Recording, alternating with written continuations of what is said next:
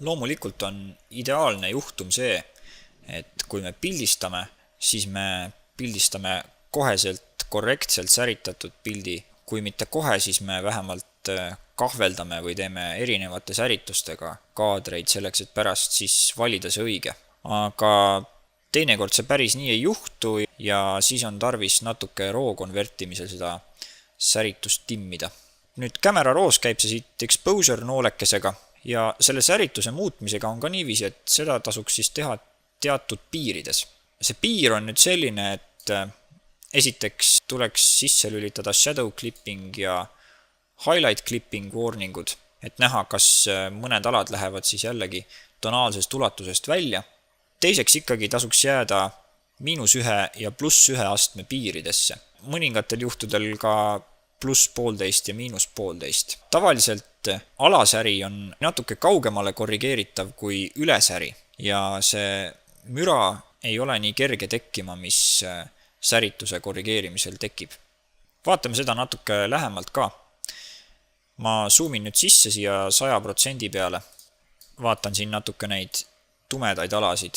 Kui ma säritust nüüd tahaksin liigutada ülespoole, näiteks +2 astet, mis on ilmselgelt liiga palju, siis juba siia heledamatesse varjualadesse tekib oluline müra, nii et seda ei tohiks kindlasti teha. Ja see pilt on kusjuures pildistatud ka hästi madala tundlikkusega, veel ISO 100 näete siit, niiviisi, et kõrgemate tundlikkuste juures on see müra veel kergem tekkima.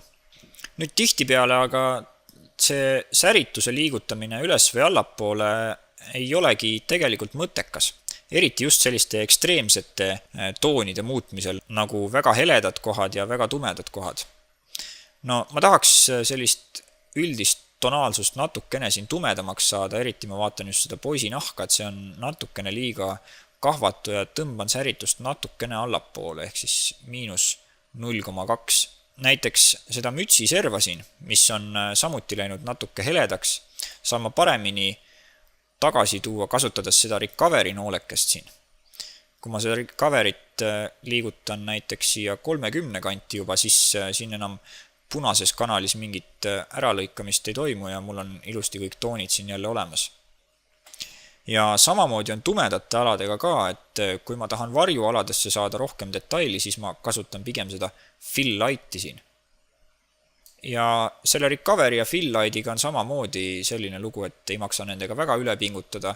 Sa näed seda isegi, et kui sa fill lighti liigutad 50 või sealt kaugemale, siis pilt ei näe enam väga realistlik välja ja recoveryga hakkab tekkima see efekt, et valged alad lähevad liiga halliks, kui seda recoveryt siin üle pakkuda. Nii et proovi need 3 noolekest kindlasti omal käel järgi.